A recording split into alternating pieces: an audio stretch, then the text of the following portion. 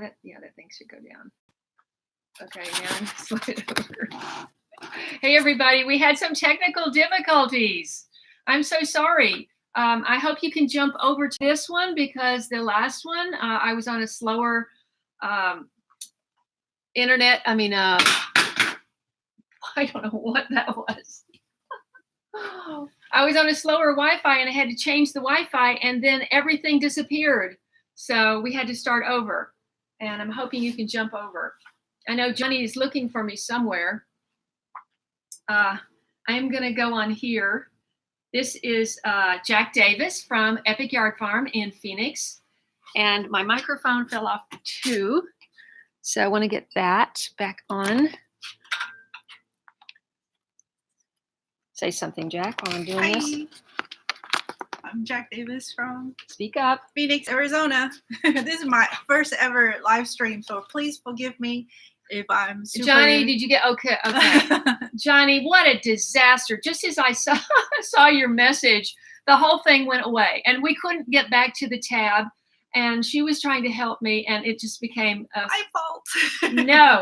No, you were trying to help me. That's never anybody's fault. So, okay, let's start over. This is Jacq Davis from Epic Yard Farm in Phoenix area.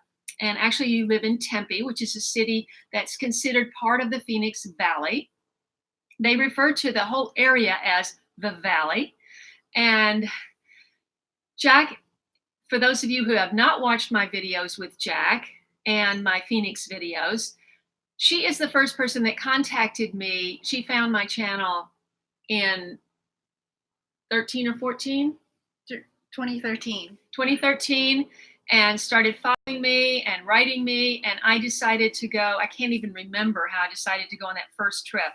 But we went on that first trip. I did several videos. And then we've become even more efficient when I go there for 2 days. She picks me up from the airport and she's just got a list of gardens and we go from one to the next. We did 4 gardens a day. Yeah.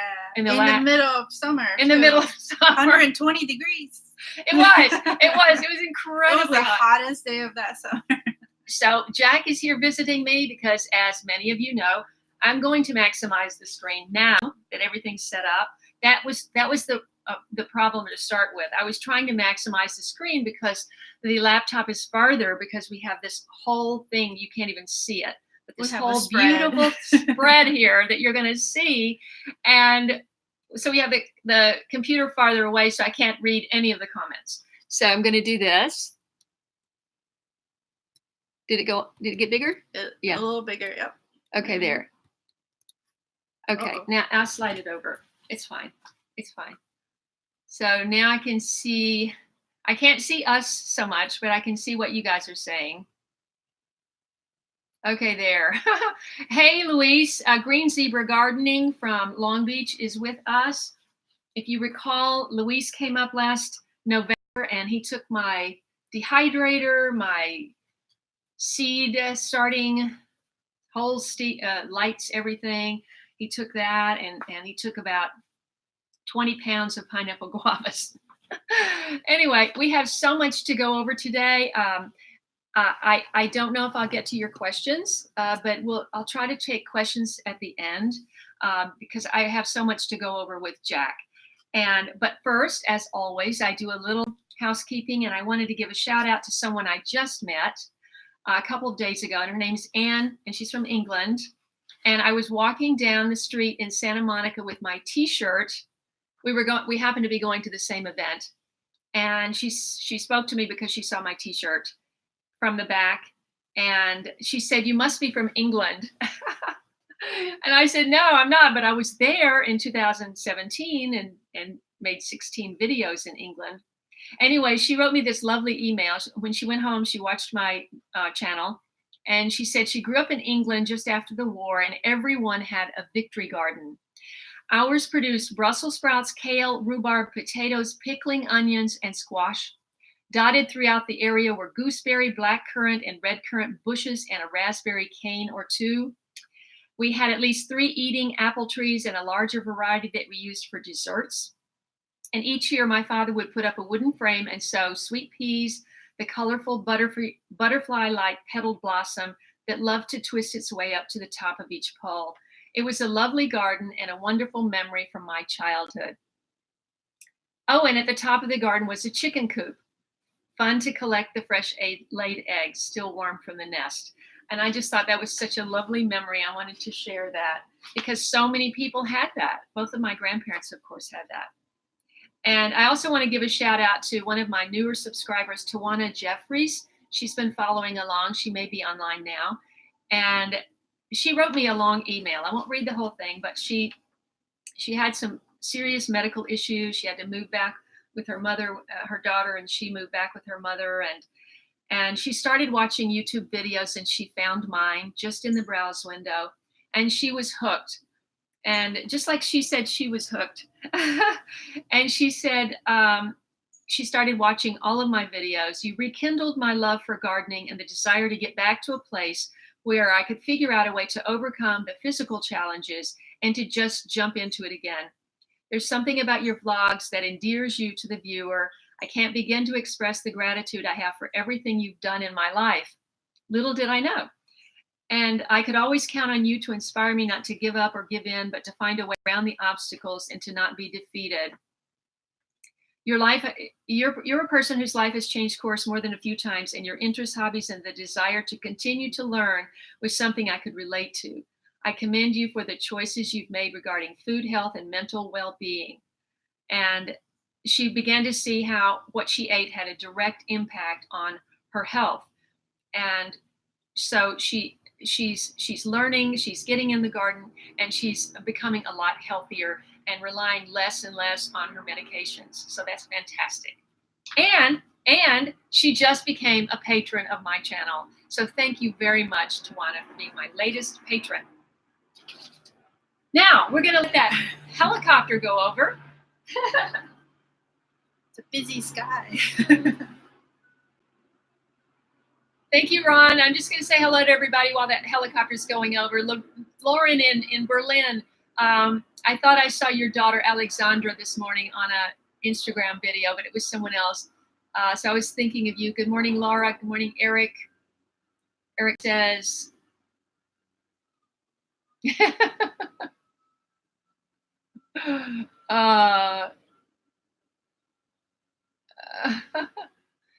good morning. Sorry for the spelling of Jack. No worries.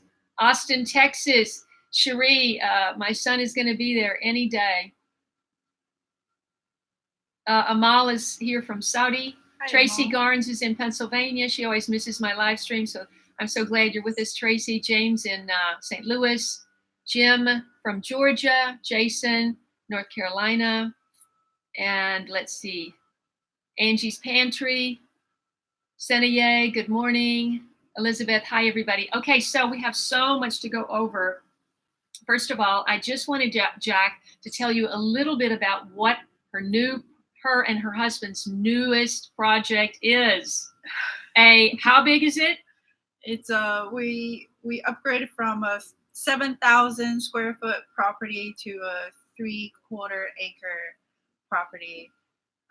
We went from 1,500 square foot of plantable space to 15,000 square foot of planting space. 10 times bigger. Yeah. That's what everybody wants from me, but I can't imagine that happening. But so the property, they sold their house. They had done so much work on the property and the house, completely re-insulated it, put all new siding on the outside. I mean, it was in really great condition. Plus, if you've seen her videos, you know how fabulous the edible garden was. She was giving tours. It was amazing. And she found a buyer. They found a buyer for the house who's a vegan, and it was her dream. Let's show that. Thank you, Louise. It was her dream to find this garden, and it all worked out. And so both the owner, the buyer, and the seller are very happy. Yes, I know, the dream for more planting space. So, but what they got was this huge yard, and you had to turn it into a blank canvas first. Tell them about that.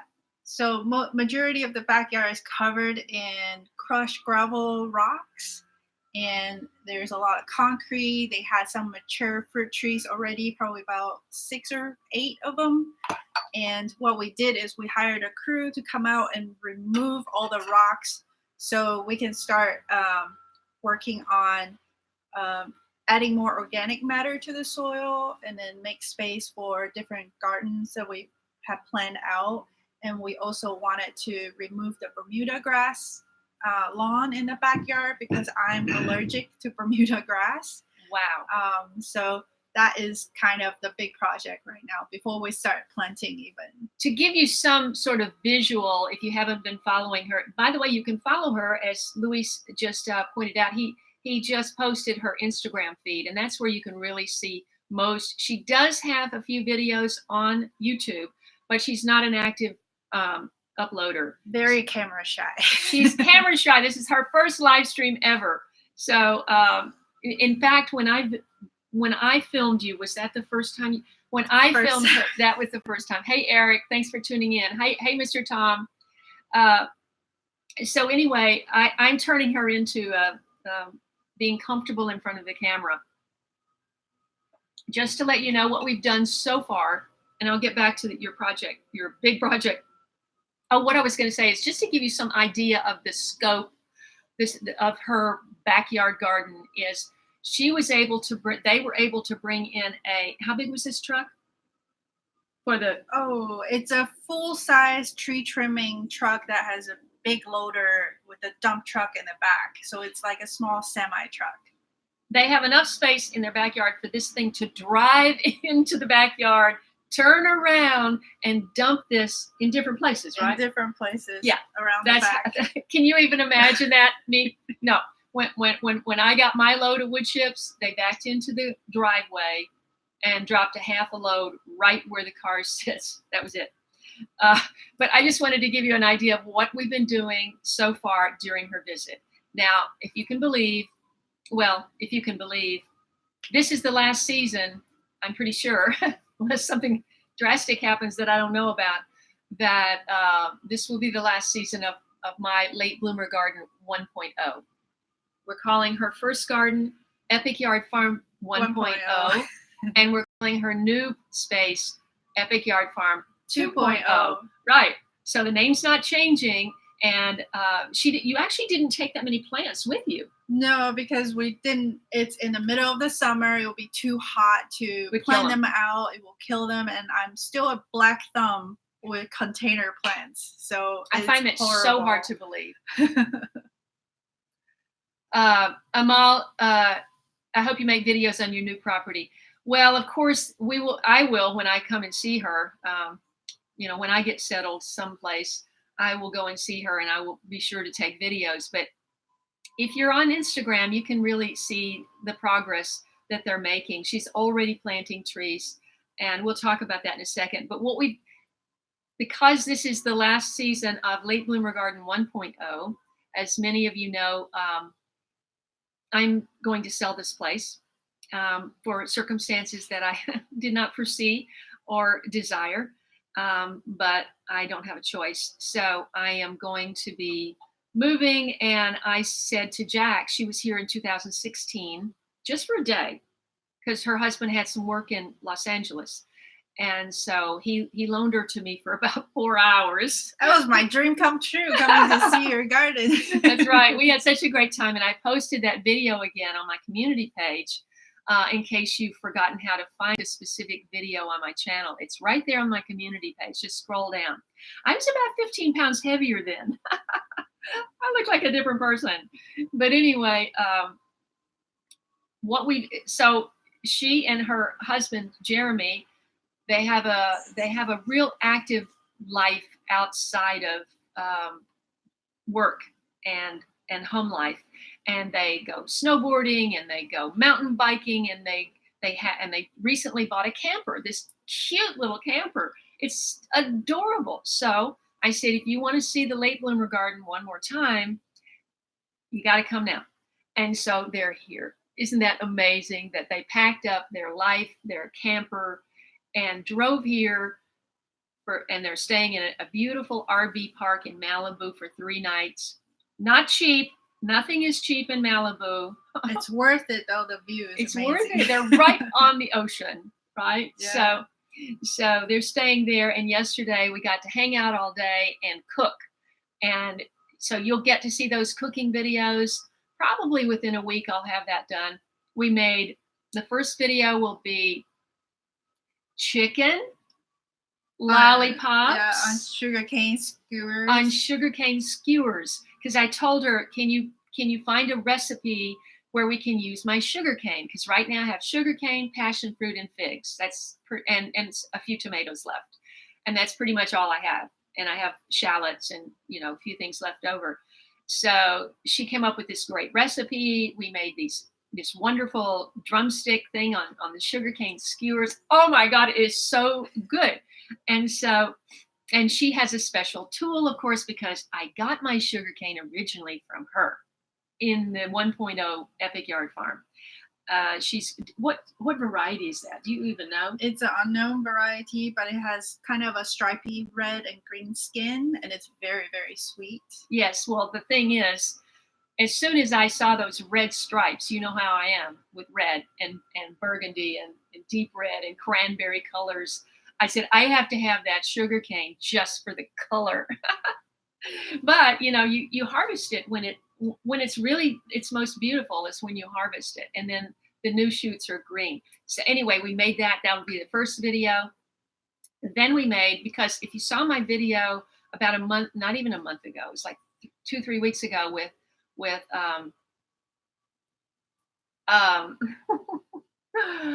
the Egyptian guest I had. What is her name? So blanking.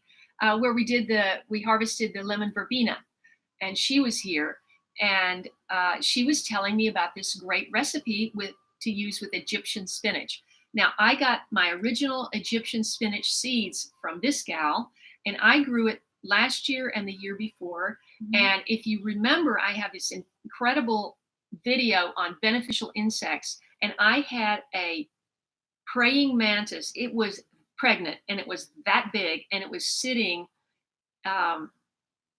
in my Egyptian spinach because it's the same color, and the leaves are light on one side and darker. Anyway, Egyptian spinach is in a lot of recipes in Egypt, and the myth goes, not myth, but they say that the pharaohs used the Egyptian spinach in stew when they were sick, and because it's so nutritious. So because she had mentioned this, my new Egyptian subscriber had just mentioned this. Please, somebody tell me her name. Just go back and look on my video. Somebody had mentioned this. She had mentioned this. I said to Jacq, we should make that stew. Now, typically that stew is made with chicken broth, and then you can cook the chicken and then put the chicken back in the stew. But we made a vegan with a vegetable broth. So all you vegans are going to love to see her. First of all, watching her cook is just fascinating. I love to watch her cook. She's a fantastic chef. I am just a cook. She is a chef. So that's what we did yesterday. And what we brought today to share, to show you is, well, as soon as they got here, we went out and harvested figs, because I have all of these beautiful, and Eric at Double Dog Farm is right there. Eric is the one that originally sent me the tree that these mature desert figs are now producing on. And I told her husband, I said, you better grab the camera because I don't have a ladder and I'm standing on the fence. She's holding my back to make sure I don't fall. I said, get a basket. So she's trying to catch the figs in the basket and hold me, and he's filming. So I thought, this is going to be pretty funny. I'm going to cut this together and put it in a little video and just upload it. Just fluff, it's just fun. But anyway, so we have this to share. Wait, let me do it like that. And of course, we're having tea together. Did you make special tea, or is this the tea I made? This is your tea. Okay, this is my tea. Tell them what else you brought. I have made Meyer lemon marmalade. This is her husband's favorite, Meyer lemon marmalade. And this is more closer to the English version with less sugar in it. Tell them about the no pectin. Oh yes, so we make Meyer this. lemon has The citrus seeds and the rind and the white part of the rind has natural pectin in it that you can extract and use without using the store-bought pectin. So basically, for this, I just use the Meyer lemon, sugar, and water, and that is all is in here. And it's very delicious, and it has long shelf life. So you can definitely go natural with making these marmalades. Wonderful. I was just reading Amal's message. Did you mention that the Meyer lemon has more pectin? Natural pectin? All citrus has. All citrus does. Mm-hmm. Oh, okay. Doesn't have to be the Meyer lemon. Mm-hmm. I prefer the Meyer lemon. They're just so. But the Meyer lemon is a little sweeter than the regular, like Eureka. So you can use less sugar. But if you use Eureka, there's a little more bitterness in their rind. So you will probably have to use a little more sugar to counter that. And Amal was just saying she's in Saudi and she has Egyptian spinach at least twice a week. So you must be very healthy. Let's see. He's asking where you're from. She lives in the Phoenix Valley. And I'm originally from Taiwan. I was born in Taiwan. So I have a lot of background in eating a lot of tropical fruits and different cultural food because I also went to Singapore for school. So through those experiences, I have learned a lot of different fruits and vegetables. But English is her third language because Taiwanese and Chinese, right? Taiwanese, Chinese, and then English. Yeah, in that order. So, if there's something you don't understand, just ask again. Jeremy chimed in. Her husband is following the live chat, and they're saying love from India. Thank you so much. Thank you, Happy. Thank you for tuning in from Colorado. Neat. I don't know who I missed here. Cherie says that was an easy recipe. Let's see. Hi, Cheryl. I wanted to give a shout out to Cheryl. Cheryl Williams, once again, is hands down my biggest watcher of videos this week. I can't even count the number of videos she's watched this week. So let's see. And Yildiz family. Where are you writing from, Yildiz family? Okay. Anybody else? I just want to say quick hello. And Mr. Tom. Yes, Mr. Tom, miracles do happen.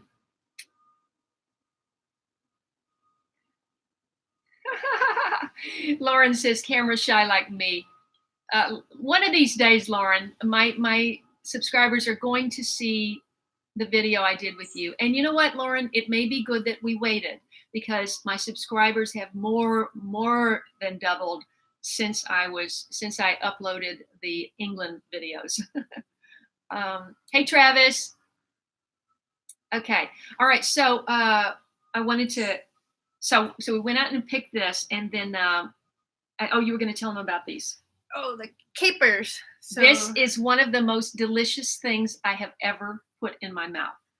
So a lot of people are familiar with the capers in the stores, and they're usually made from the flower buds when they're still really small for the caper plant. But I prefer pickling our own caper berries, which is after the flower has bloomed and pollinated, and then they form these berries. And you can pickle both the buds and the berries the same way. And the easiest way, in my opinion, is the 50% white vinegar, 50% water, and then about 6%, like if you're making a salt brine of sea salt. And then you just put the capers right in there and let it sit in there at room temperature for at least 3 weeks. And then after that, you can start tasting them to see if you like it. But I like them the best after about 4 months.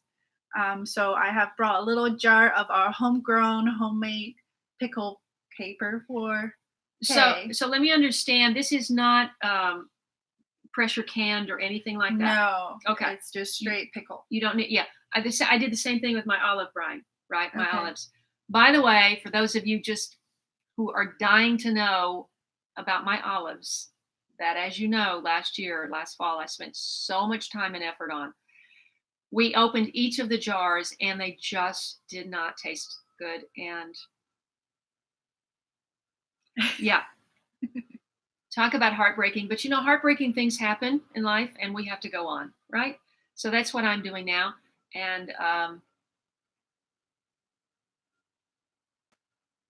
oh, would the caper plant grow well in Pennsylvania? It grows really well in Sicily, Tracy. So I don't think so. It grows really well in Phoenix. It does not grow well here, and I'm in 11A. They're naturally a Mediterranean plant. And most Mediterranean plants do grow well here. But I haven't had luck with the caper. I don't know why. Yeah, so the caper really like a lot of sun, fast draining soil, even alkaline soil, poor soil even.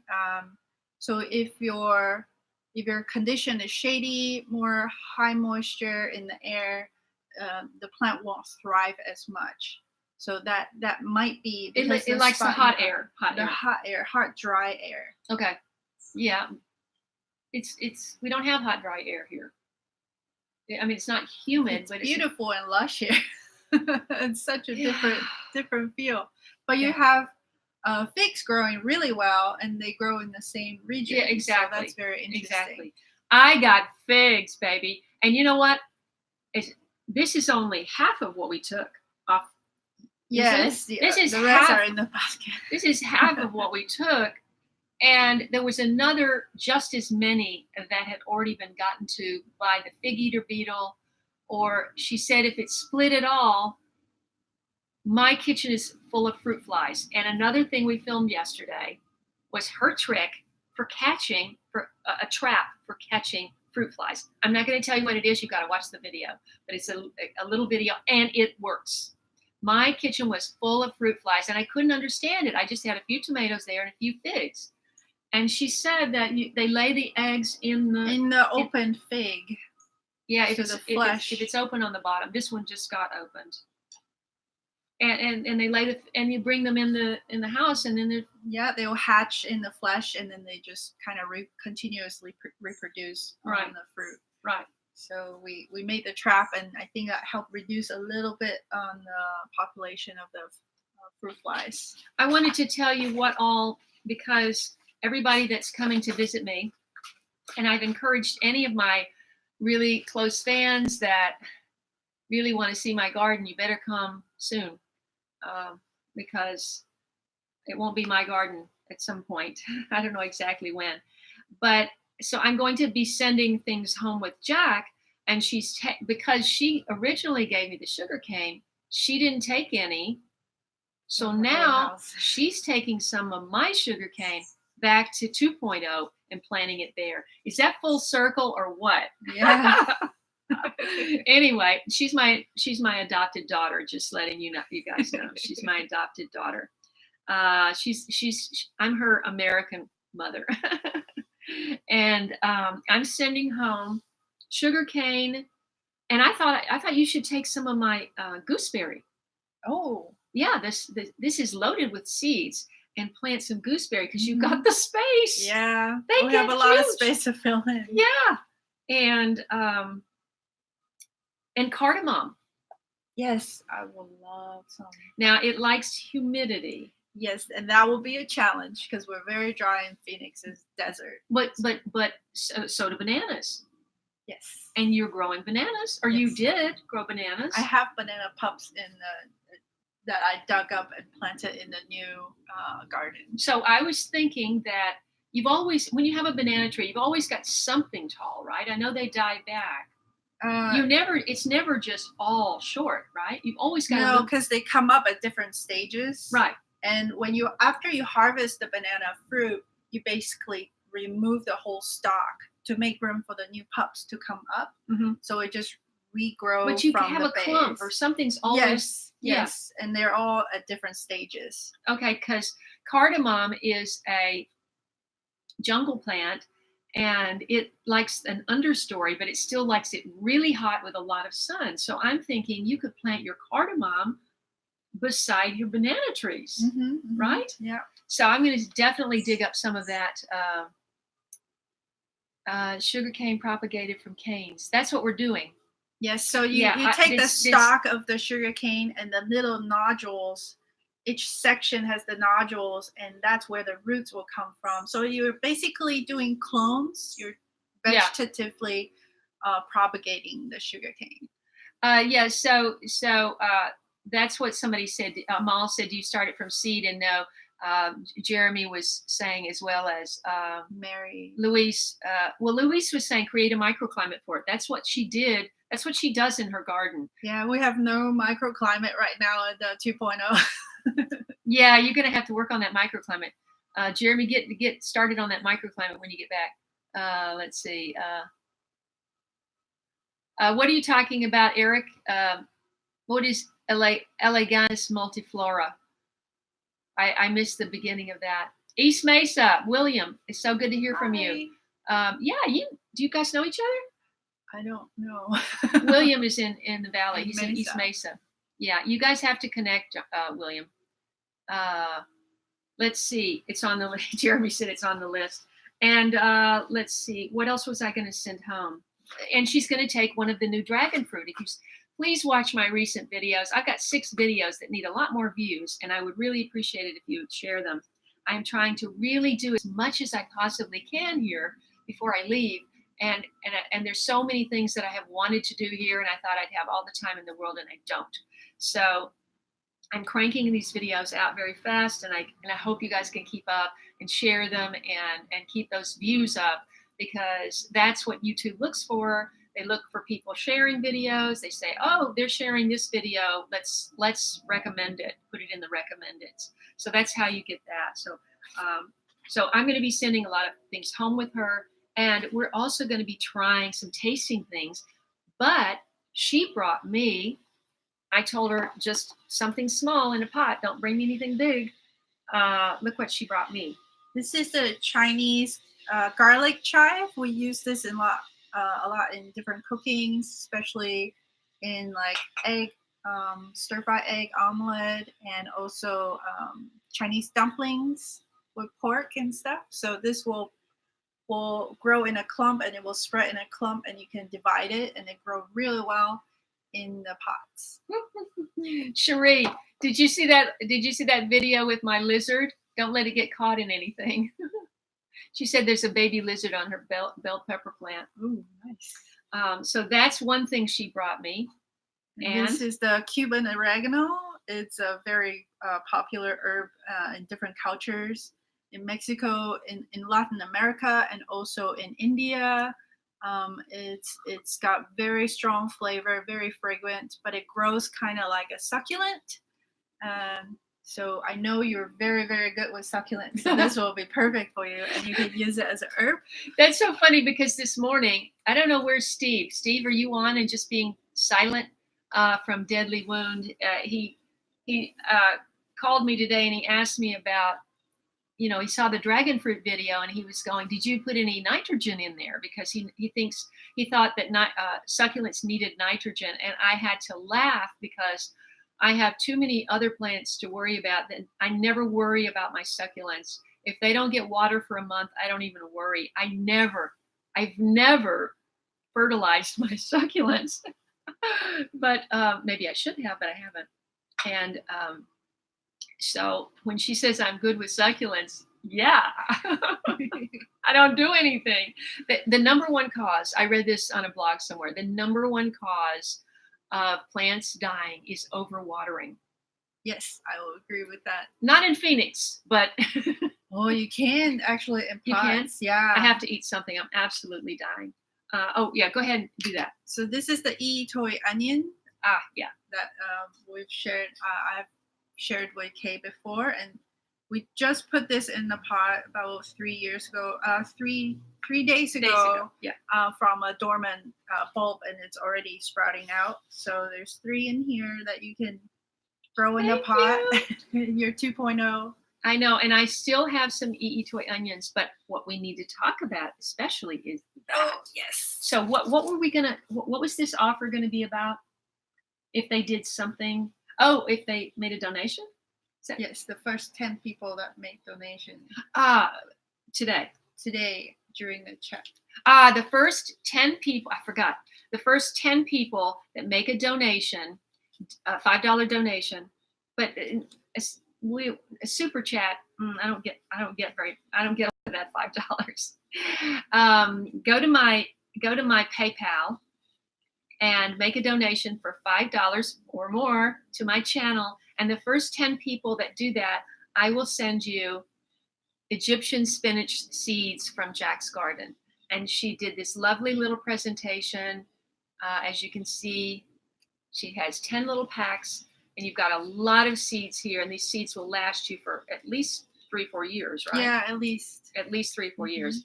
So if you guys want some Egyptian spinach seeds, there's 10 packs here, and that's $50 at least to my channel. Every dollar helps, and I'm telling you, it does, especially now. And so thank you so much. And when you make a PayPal donation, as opposed to the super chat, which you're welcome to do as well, PayPal collects you may be already a verified person with PayPal, and they have your address. And if not, then you have to put your address in there, and then I can mail you some seeds. So thanks for doing that. Thank you, Happy. I appreciate that. That's a super chat donation, everybody. You can just hit that $sign. I don't think it works out of the country, though, because Amal tried it the other day. And Tawana is on, and I gave Tawana a big shout out earlier. Yeah, Steve, I'm sorry. Is a lot of people finding that this is buffering and going slowly? It's because I'm out back, and I had set up on one Wi-Fi, and it was going so slow that we switched it, and then we lost that whole thing I set up. Tell us about the other seeds. No, we have to eat something. My stomach is growling. Let's have a bite of something. Okay, let's do the tomato. Oh, first I wanted to just show since we talked about these desert figs. Yes. This is the Desert King. Correct me if I'm wrong, Eric, at Double Dog Farm. But I believe this is, I always called it the desert fig, but it's the Desert King, I believe. Fig. Yeah. And look how absolutely stunningly beautiful that is. It's like strawberry color, strawberry jam color in the middle. And if you can get it nice and soft like this, and it hasn't been bitten into by a bug or... It was a big fat squirrel eating one of them this morning.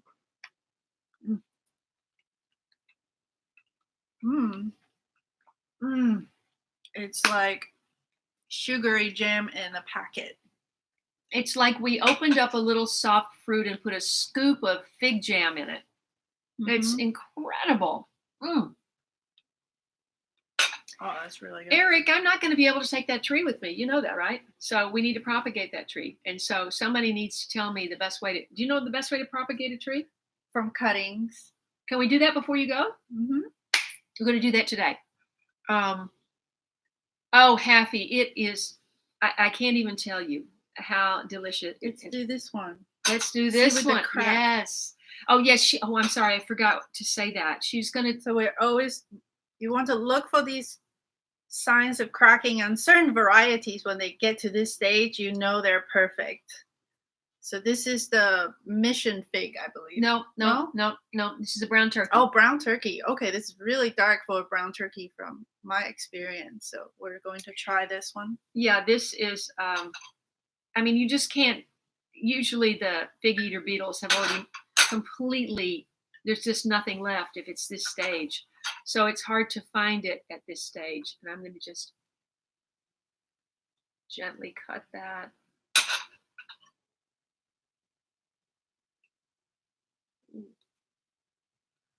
Look at the jamminess. Oh, crazy. I hope we're driving you crazy.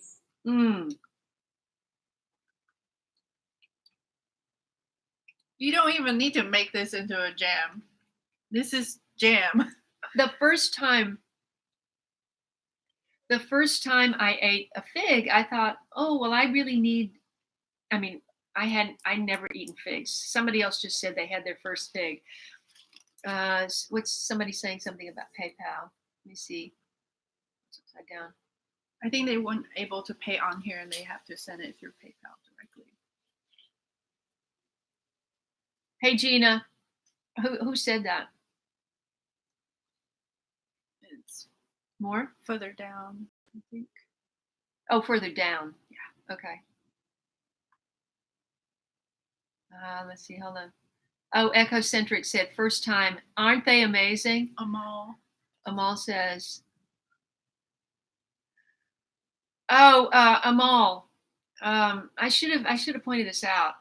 I can't send anything to Saudi for a $5 donation. I have no idea what the postage is going to be to go out of the country. I should have said that. I didn't even think of that. You know, here it's just a regular 40-something cent stamp, but to send it to Saudi, I don't know. I'll look into it. But thank you. What do you mean, Eric, about air layering the desert? It's to wrap a trunk of a plant and then make it wrap the trunk of the plant with some kind of soil medium and then let it grow roots at it. Oh, I've seen that. It does take a few months to do that in time, but we can try if you think a few months. We'll have access to the property in a few months. Yeah. And it is cooler here, so they may not root as quickly here. Okay. Well, I wish I knew. I mean, we can't know the future. We don't know. We can make our plans. We can do our best. We can't know the future. I mean, this is possible that this whole property will be torn down. I mean, it would be a shame. It would be. It's unthinkable, but it's possible. Does Jacq have a YouTube channel? You tuned in late. She does have a little bit of a channel. I say a little bit. She just has a few videos there. She's not an active uploader at all, but you really have to connect. William is a wonderful guy. Than YouTube. Yeah, she's a photographer, so she focuses on photography, and English is her third language, so she's not as comfortable talking in front of the camera. And so Felice is eating figs off of her tree. What variety do you have, Felice? Let's see. Yeah, Instagram. Oh, it just jumps.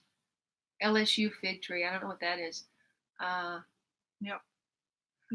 Damage the bark. Yeah, you gotta peel the bark off. That doesn't seem hard for the fig. The fig.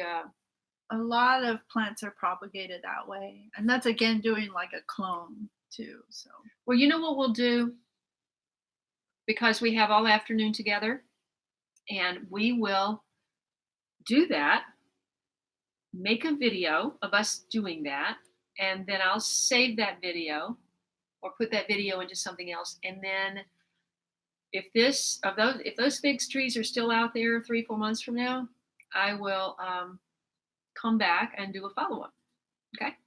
Sound like a good plan? Yeah. What is the Afghan puleos? You're from India, so what is reminds me of the Afghan puleos. What are we talking about? The figs? I don't even know what that is. Thank you, Cheryl.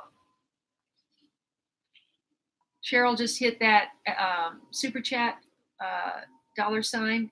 Thank you. Let's see. Okay. Tracy says she has 3 tiny fig trees on her Chicago hardy tree. Tiny ones. Oh, in the spring for they won't ready. It depends on your location. It's in Pennsylvania. Okay. It usually takes about 5. Depends on the variety.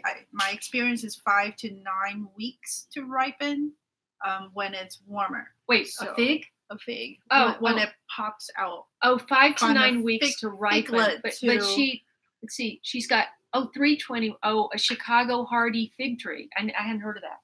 I hadn't heard of that variety. It's good for colder climates. They don't of course. die back as hard during the freezing temperatures of the winter. By the way, everyone, one of my first places I'm going to, thank you, William. I just want to give you a great shout out. William is a United States vet, and we appreciate all of our vets for their service to our country. And thank you for that super chat donation. I was going to say one of the places I'm going to go, in addition to seeing Epic Yard 2.0 in Phoenix, and then I'll get to meet William, obviously, is to Tracy's farm in Pennsylvania. And believe it or not, Tracy, I still have, and I know this is, go get that jam out of the refrigerator. It's a little jar of mulberry, I think it was, jam. Okay. It's dark. Tracy, do you think that jam is still good? I opened it after I got it. I ate half the jar and it's still in my refrigerator. And the reason I haven't eaten it, everyone, is because I stopped eating bread. And I think, how am I going to eat jam if I don't eat bread? But there are ways. Oh, good. And remind me where you are, Tawana, because I forgot. Can you see her label on there? Okay, good. Yeah. Yes, this is Tracy's farm, and she has. There are actually several mulberry farms in. Is that not plugged in? It's not on. Oh. Maybe. Put it in. Oh yeah. Jacq is so good at everything. Tracy is on Facebook. And she has a farm in Pennsylvania with her family. And we are going to taste this. Because I have some crackers here. Can we have a cracker with I bought some soft goat cheese. And we're going to do, I think the plan was we're going to do, this is a little goat cheese on a little rice cracker. And then we're going to have the capers. I just thought this would be a perfect combination for the mouth. But I'm also going to do it with with Tracy's jam. I don't know if it's jam or preserves, but you have to kind of. You're going to. I was going to use the pretty tongue for this. She does everything in a special way, but now I have to bite it so this thing you don't. Yeah, you don't eat the stem.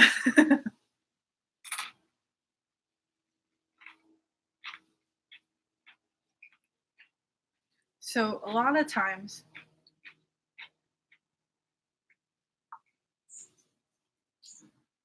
that was the perfect mouthful of food, but I was trying to, this is very subtle.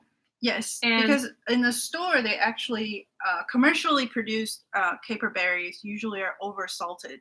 So you have to soak it in water before you eat them to kind of numerous times. Yeah, so when you pickle it yourself, you're able to control how much salt you're using, just enough to do the salt brine to make it the proper pickle, but you don't have to use as much salt as they do in a commercial setting. Can I have one just by itself? Yes. Because that particular goat cheese had a very strong flavor, and then I had my that's my black vernissage tomato, and I couldn't taste it that well. So can I have one? Of course, this is all yours. Mm. Mm. Mm. Oh, that is so good. It's vinegary, but not too salty. Mm-hmm. Oh, yeah, and it's very soft, very unlike a caper. It's not like a caper. Yeah, because the caper, you're eating the flower bud, so it's very kind of vegetable type texture. And this is like fruit. Mm-hmm. It is the fruit of caper. So. Wow. I can't wait to be able to grow something like that. Okay, you want one? Try it. We also have seeds to talk about. She brought me seeds. She's being very optimistic. We want to try the marmalade and something else. So please stay with us. We have so much more to talk about. Hey, Pam. Oh. Mm. Ooh. Eric, that sounds so good. Oh, that cracker is really good with this. Yeah, these are good crackers. So I know Kaye is going to be growing mostly container in the new place, likely. So I'm going, when she says new place, she means I have a temporary location to store my plants, my container plants. I will not be able to plant anything in the ground there because it's all completely ficus roots, and I don't have the funds to hire somebody to make that better. This is a retired gentleman who I know and my neighbor, and he's happy for me to put my plants there, but everything's going to be in a pot. So we have two different hybrids of one is the cucumber here, and then the zucchini here. They're bred specifically for container planting and for small space planting. So hopefully we'll be able to see Kaye plant these. They look beautiful. I was not familiar with Renee's garden. Is she? Did you just say she's local? No, but she has a lot of very interesting seeds. Is she in Canada? No, California. Oh, okay. Oh, okay. Fantastic.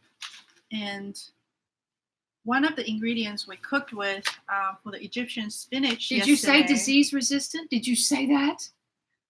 No. You didn't? No. These are. Wait, so we gotta see you plant these. The Renee. Oh yes.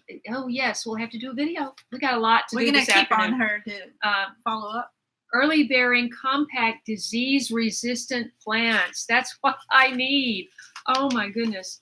It doesn't say that on here, but I'm hoping that means in general for all of her stuff. Oh, this is fantastic. She's so thoughtful. And then yesterday when we were making the Egyptian spinach stew, I also brought over the Breadfruit family okra that we purchased and planted in our garden. One of the first vegetables we grew at Apiary Farm 2.0. It's absolutely delicious, and you can harvest them when they're 6 inches long, and it's just wonderful in hot weather. So I brought some for you to try, and they should do well in containers, no problem. Asheville, North Carolina, Bradford family okra. Iabomosius esculentus. It's the Latin name. Yes, I know. Which I butchered. I'm sorry. Okay, let's try the marmalade. So this is the marmalade. And I think we'll just have it on a cracker because I want to be able to taste it in full.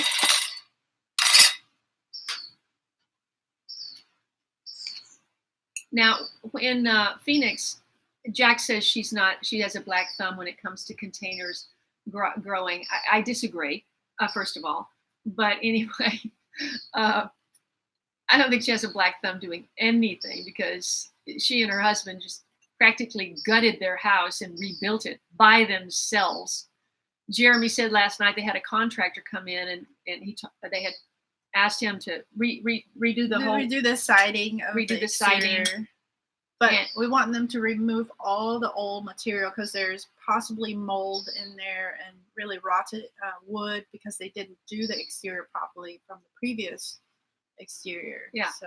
So the contractor said we can't do what you're asking, so they just did it themselves.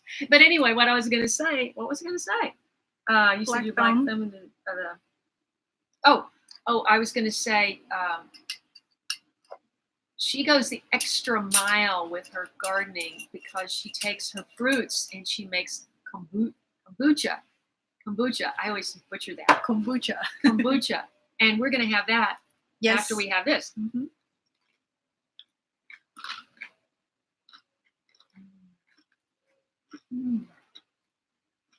It's perfect on salted cracker. Salted unflavored cracker goes really well. These citrus marmalade. These have a tiny bit of salt, not much. Mm-hmm. So you're saying more of a salty cracker? No, this is perfect. But like saltine is a good one. That is so delicious. Mm. Oh my gosh. As long as we're having the the mulberry. Mm-hmm. Tracy's probably still watching. We're going to try some Tracy's, I believe it's jam. And this is, wait, what did she say it is? Oh, it doesn't say on here. Tracy, what's in the jar again? Just remind me. Yeah. Let's see. The Bradford is from North Carolina. Okay. And Tracy, thank you again.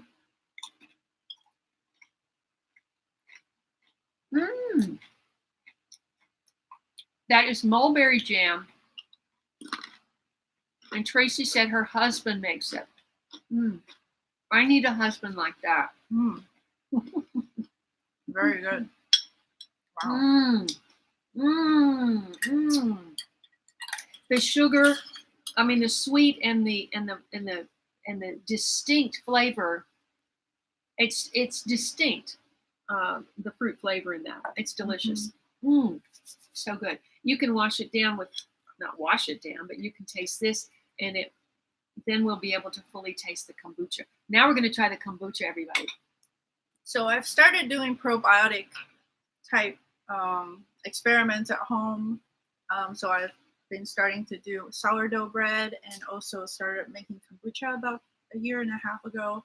So this last batch, I had a friend that harvested a bunch of prickly pear for me to try because I want to start a desert garden in our backyard. So I will have things that produce food in the summer without using too much water. So my first try with the prickly pear kombucha to share with Kaye. And we also had an idea of using some of the juice that from the passion fruit that we harvested yesterday and juiced to add a little more tropical flavor to the kombucha, the prickly pear kombucha. So this needs to be stirred. I don't think you have a spoon, do you? We'll use the back of this. Okay. Oh, are we making you hungry? See you later, Tawana. Take care. Thank you.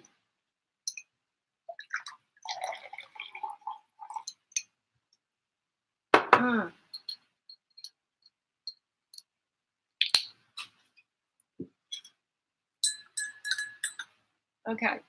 So yesterday, oh my goodness.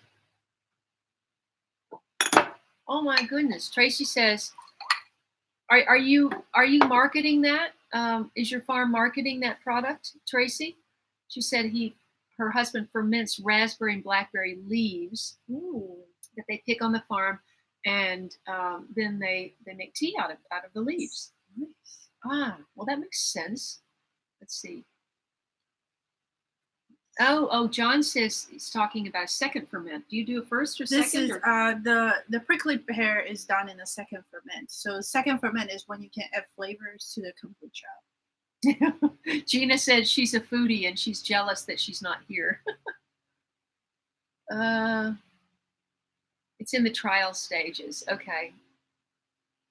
Oh, that's wonderful. Okay.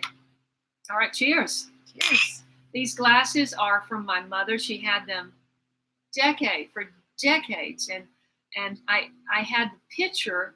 We should have used the pitcher. I didn't think of it. Oh, it's packed. A big, beautiful pitcher and 4 glasses.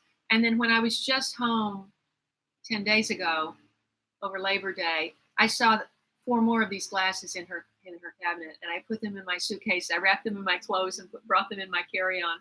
Cheers.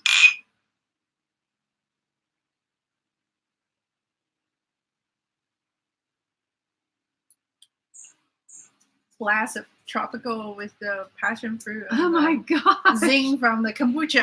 That has to be. That's almost sinful.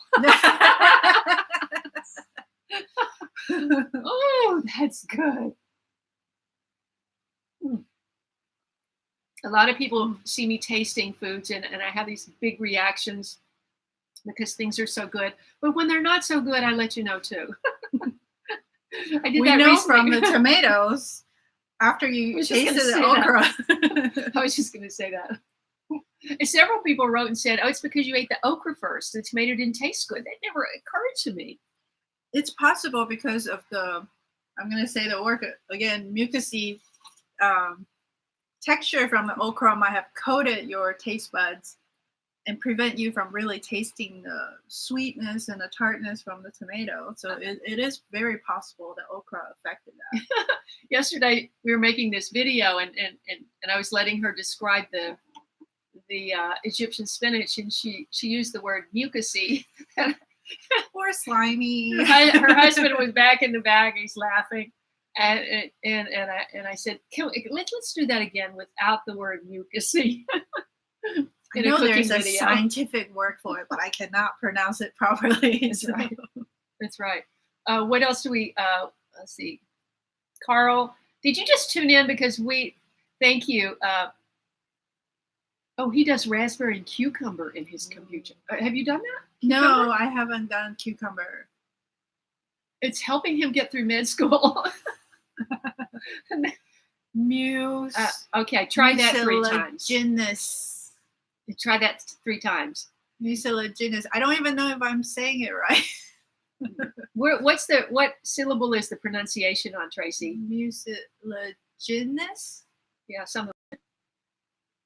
Mucilaginous is, I would imagine the pronunciation, the emphasis is on the GIN. I don't know. What else did we have to talk about today? Anything? That's everything. I think that is everything we have. Oh, did anybody have any questions for? Oh, did we fully talk about? Why don't you tell them what you're growing already in your back? Oh, okay. Because they have gone through this process of de-weeding with cardboard and yes. wood chips. So to remove the grass lawn, mucilaginous. Mucilage. But where is the emphasis, ecocentric? Goodness. Which one of those? Hey Ed, thanks for tuning in. We're like been on for an hour. We're almost ready to get off. You're gonna have to go back and watch the whole thing.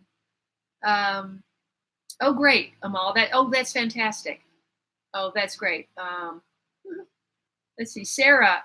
Aloha.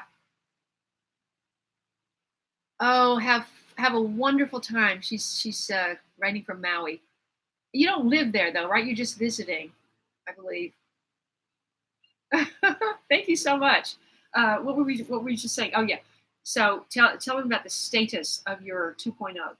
So the process, first thing we did was stop watering the grass lawn, partly because we want to not waste water on non-edibles, and because I'm allergic to Bermuda grass from the recent allergy test, we definitely don't want to keep the grass. So we use a sheet mulching method to kill the grass organically, which is putting down really, really thick layer of cardboard, overlaying them really quite far, 2 to 3 feet, and also maybe 2 to 3 layers to make sure they don't have access to light and water. And then on top of it, we skip this step because it's just such a huge space to do. We won't have enough money to get compost, so we just did a really thick layer of wood chip on top to both weighing down the cardboard, but also create another layer of blocking light access for the Bermuda grass, because Bermuda grass, if they're in the shade, they don't thrive. So if they don't have any light at all, they will eventually run out of energy and die. So we don't have to use herbicide to kill grass for garden. We can use the sheet mulching method, but a lot of people fail. How thick is your about 12 inches. Wow. And because we got fresh chips, they will eventually reduce in volume because they're losing water. But a lot of people fell in the sheet mulching and grass growing through is because they didn't overlap enough, and they also didn't put thick enough layer of cardboard. So I always ask, people do maybe 2 to even 3 layers if your cardboards are thin. So you let it sit for 6 to 8 months, and usually by then the grass should be done, and then you can start cutting and digging around to start planting whatever you want to grow in that space. So that's what we're doing. Majority of the backyard is removing that grass lawn. Right, but you have already managed to plant a few trees. How did that happen? I mean, in terms of the getting rid of the. How did you already plant the trees if you're still waiting for the? So there's spots outside of the grass. Oh. So the grass takes up about a third of the backyard. Okay.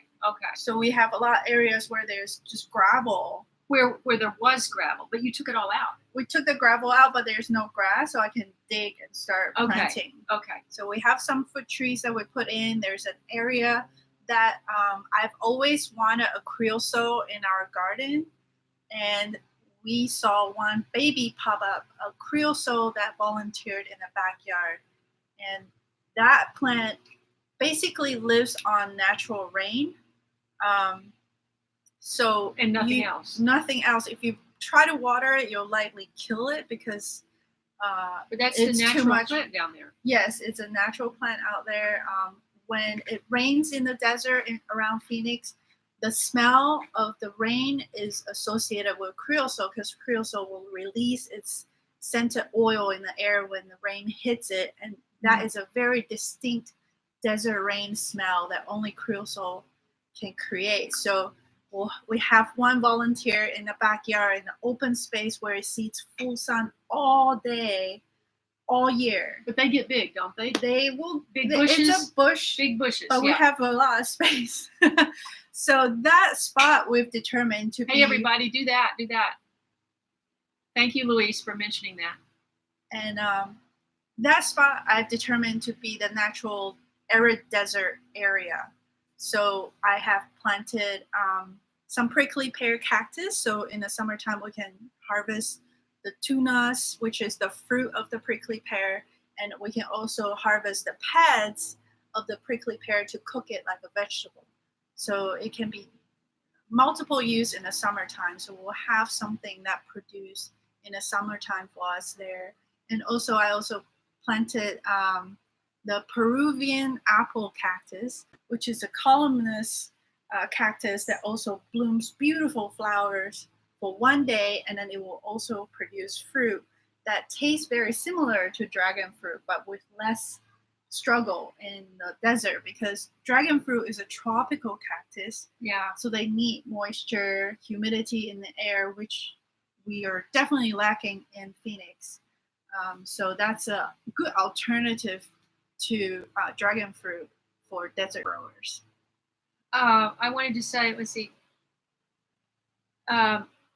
John Haffey asked, "Do you keep bees?" And so tell him about your T-shirt. Oh, she wanted to give a plug for. This T-shirt is from Cricket at Garden Variety Bees in Phoenix. She's an amazing educator for beekeeping and how to save bees so people don't use pesticide. When you have a swarm that show up, you have a cat helicopter.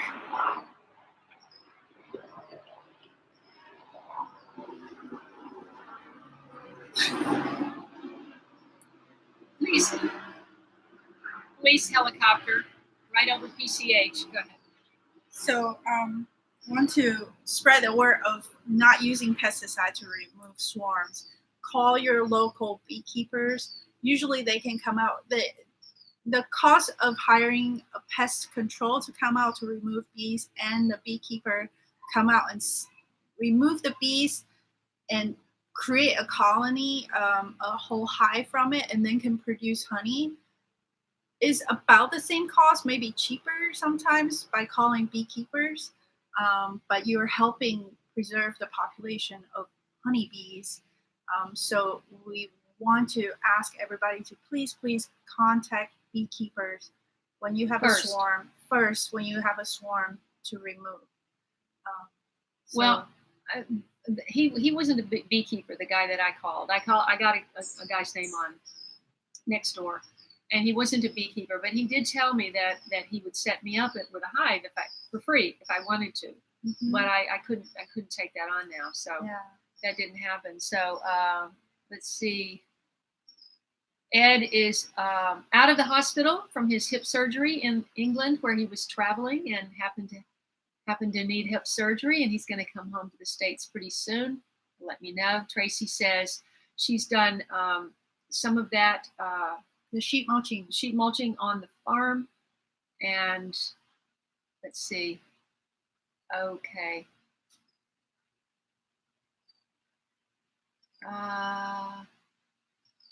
Right. And Luis says he's had beekeepers come out to his place too. Let's see. Are you talking to Hits? Are you talking to me? Anyone that wants to contact me can go to my website, latebloomershow.com/contact, and send me an email. And let's see. Yeah, for Cricket. Well, Cricket. The video that I did with Cricket, the first video I did with Cricket, of course, she introduced me to her. She had an amazing backyard garden. Her situation has changed a little bit, and her focus now is on bees. And the second video I did with Cricket, the last time I went, which was in November, was this big honeybee festival at in Arizona. It was at some big fairgrounds or something. It's a farmer's market. Oh, it's a big farmer's market area. So be sure and go back and watch that video. All you have to do is just go to my homepage, click on playlists, and scroll down till you see the Phoenix Gardens tour or something like that. The Phoenix Gardens. Let's see.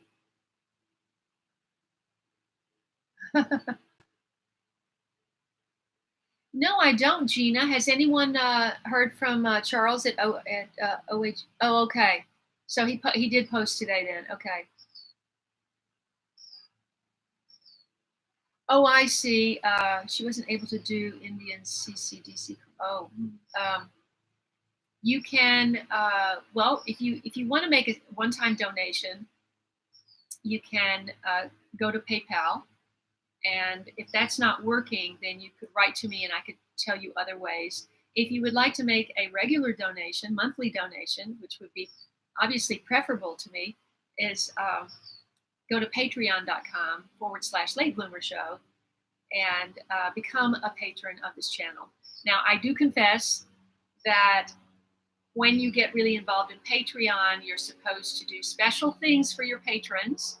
Give them content they can't see on YouTube, that other people can't see, other people watching YouTube cannot see, or make them feel special. And I just have a handful of people that support me, and I have been remiss in giving them the special love that they deserve. Only because I've just been so busy trying to do everything myself.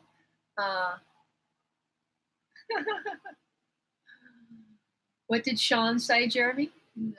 Cricket is the best beekeeper in Arizona. Sean said, oh, yes. Oh, no doubt. Yeah, absolutely. Well, did you want to talk about anything else? Anybody have any other questions for Jacq? Because we have a lot of filming to do this afternoon. Anybody have any other questions? If not, I hope you hit the like button before you leave, or maybe you have to get off mobile and get off the live chat. If you're on mobile, you may have to get off the live chat, get back on to hit the like button, but please do that. Also leave a comment below and share this channel with all of your friends and help it grow. And if you can watch some of my most recent videos, especially if you haven't seen them, that would be very, very helpful, especially today because it's the weekend and YouTube is paying attention to the weekend, believe me. So thank you so much, everyone, for all of your support. And Orlando Green Girl. Okay, take care. And we really appreciate all of your support. And I know you're going to be looking forward to seeing how her amazing garden develops, their amazing garden. And we'll have more on that as the story develops. So thank you so much. Hit that like button. Thank you for your support. Love you guys. Have a great week. And we'll see you next time. And I won't have a live stream tomorrow, everybody, because this is it.